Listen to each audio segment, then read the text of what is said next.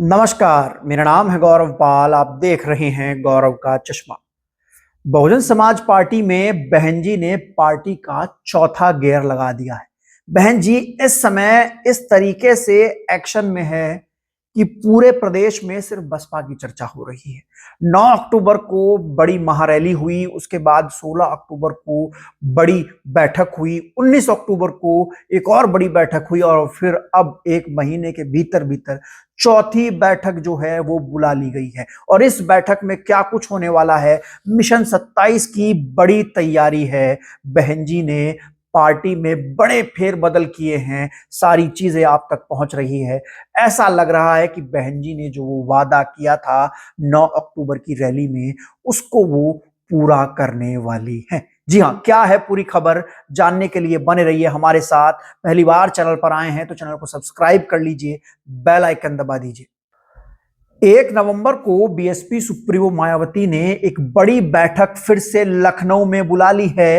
ये बैठक 2027 के विधानसभा चुनाव को लेकर बड़ी महत्वपूर्ण है। 2027 के विधानसभा चुनाव को बसपा ने नाम दे दिया है मिशन 2027। तो मिशन 2027 की तैयारी है और ये बैठक जो 1 नवंबर को बुलाई गई है, आप देखिए, आप कोइंसिडेंस देखिए कि 9 तारीख, उसके बाद 16 तारीख, उसके बाद 19 तारीख, उसके बाद पार्टी में लगातार जो नेता थे उनको इधर उधर किया और उसके बाद एक बड़े नेता को पार्टी से बाहर का रास्ता दिखाया गुटबाजी के चलते। और अब 1 नवंबर को बड़ी बैठक लखनऊ में बुलाई है भाईचारा की। जी हां, उसी भाईचारा की जिस भाईचारा के भरोसे 2007 में बसपा ने सरकार बनाई थी। आप इस बात का अनुमान लगा सकते हैं कि उत्तर प्रदेश विधानसभा चुनाव को लेकर बसपा के भीतर कितनी बड़ी तैयारी चल रही है।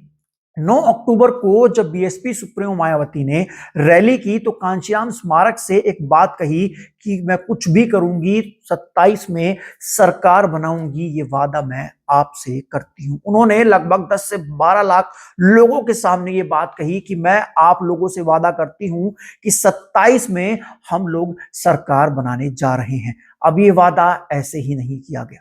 4 बार मुख्यमंत्री रही मायावती इस बात को जानती हैं कि किस तरीके से सरकार बनाई जा सकती है। उन्होंने 2027 से लगभग 1.5 साल पहले जो तैयारी शुरू की है, उसकी झलक ये है कि समाजवादी पार्टी और भाजपा के बीच इस तरीके का हड़कंप मचा हुआ है कि पूछिए नहीं। लगातार समाजवादी पार्टी के लोग जो हैं वो बीएसपी के खिलाफ नैरेटिव चला रहे हैं, बीजेपी की बी टीम बता रहे हैं।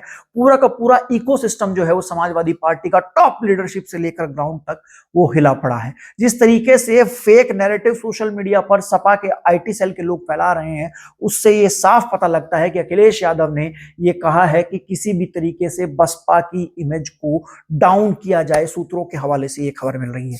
उसके अलावा बीजेपी जिस तरीके से fake news, fake videos Baspa supremo Mayawati के फैला रही है, जिसमें वो कभी बीजेपी को वोट देने की बात उनके मुंह से कहलवा रही है फेक तरीके से, जिसमें कभी वो उनके पोस्टर्स बनाकर वायरल कर रही है, तो जाहिर सी बात है कि कांग्रेस, सपा, भाजपा तीनों ही पार्टियों में हड़कंप मचा हुआ है। और इधर बीएसपी सुप्रीमो मायावती ने अपनी पार्टी के संगठन में चौथा गियर लगा दिया है। इसकी तैयारी 9 अक्टूबर से शुरू हुई, लेकिन उससे पहले उन्होंने पार्टी के बूथ और संगठन को दुरुस्त करने के लिए कहा। 9 अक्टूबर को जो रैली हुई, उस रैली में मंच पर बैठे हुए, मतलब बहन जी जो दूसरी लाइन थी जहां पर बहन जी भाषण दे रही थी, उस मंच पर जो दूसरी लाइन थी वहां पर बैठे शमसुद्दीन रायनी को कल पार्टी से बाहर निकाल दिया और कहा कि गुटबाजी कर रहे थे।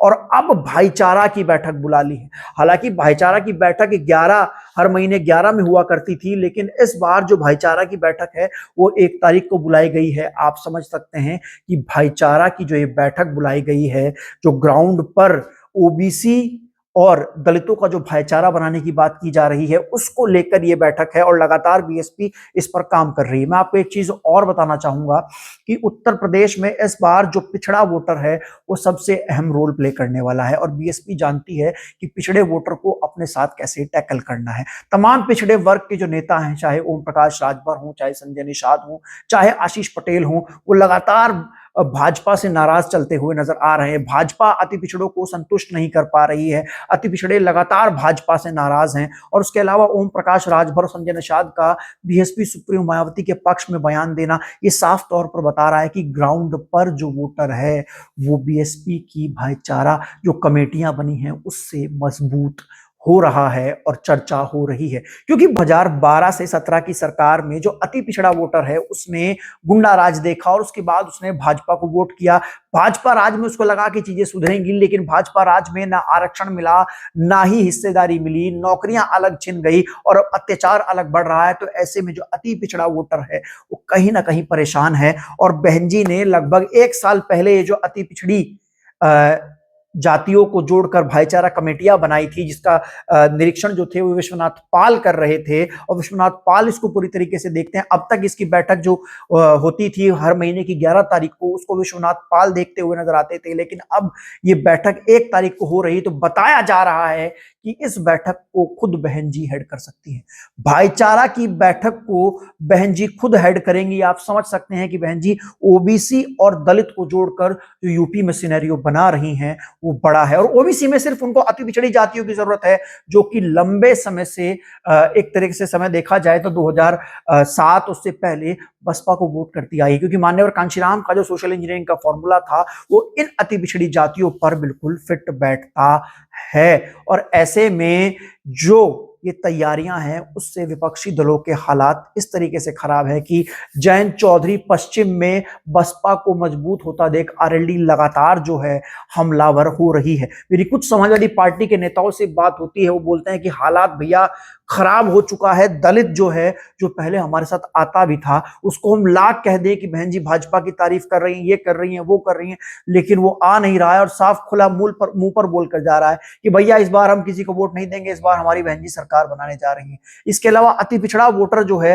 वो भी बीजेपी से पूरी तरीके से नाराज है, क्योंकि ना उसको निषादों को आरक्षण मिला, ना राजभर को आरक्षण मिला, ना ही पाल गडरिया को आरक्षण मिला, विश्वकर्मा को आरक्षण नहीं मिला।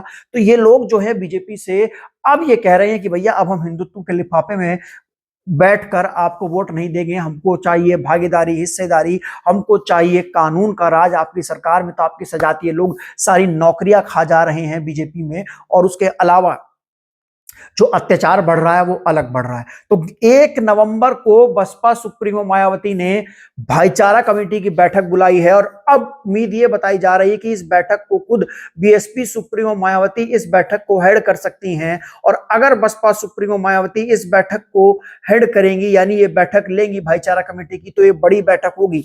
आप देखिए 9 अक्टूबर को महारैली, 16 अक्टूबर को बड़ी बैठक, 19 अक्टूबर को बड़ी बैठक और अब 1 नवंबर को भाईचारा कमेटी की बड़ी बैठक, यानी कि बीएसपी अब चौथे गियर में है। और 2027 के चुनाव को लेकर, जिसको मिशन 2027 कह रहे हैं, उसको लेकर पूरी जान जो है वो बसपा ने इस समय फूंक दी है। और एक चीज और है, बसपा ने प्रत्याशी ढूंढने के लिए भी हर विधानसभा सीट पर कह दिया है। इस समय बसपा के पदाधिकारी जो हैं वो प्रत्याशी ढूंढने में लगे हुए हैं और बहन जी जो हैं वो बसपा के वो प्रत्याशी, वो पदाधिकारी ढूंढने में लगी हैं जो कि गुटबाजी करते हैं, पार्टी से गद्दारी करते हैं, उनको बाहर निकाल रही है। शमसुद्दीन रायनी को पार्टी से बाहर निकालने से पार्टी का मनोबल इस तरीके से बढ़ा है कि 20% वोटर वापस आ गया है, क्योंकि लगातार वो ऐसे नेताओं के खिलाफ कार्रवाई करने की मांग करता था जो वोटर था, सपोर्टर था, कार्यकर्ता था, और ऐसे नेताओं पर कार्रवाई नहीं होती, जब उनका कद बढ़ता था तो उसका मनोबल डाउन हो जाता था, तो फिर वो टूट के चला जाता। लेकिन अब जब कार्रवाई हुई है और उसको उम्मीद लग रही है आगे और कार्रवाई होगी, तो तमाम जो लोग जो थे वो वापस आ रहे हैं। और ये जो 1 तारीख की बैठक है, इसको पिछड़ा, अति पिछड़ा के लिहाज से बहुत महत्वपूर्ण बताया जा रहा है।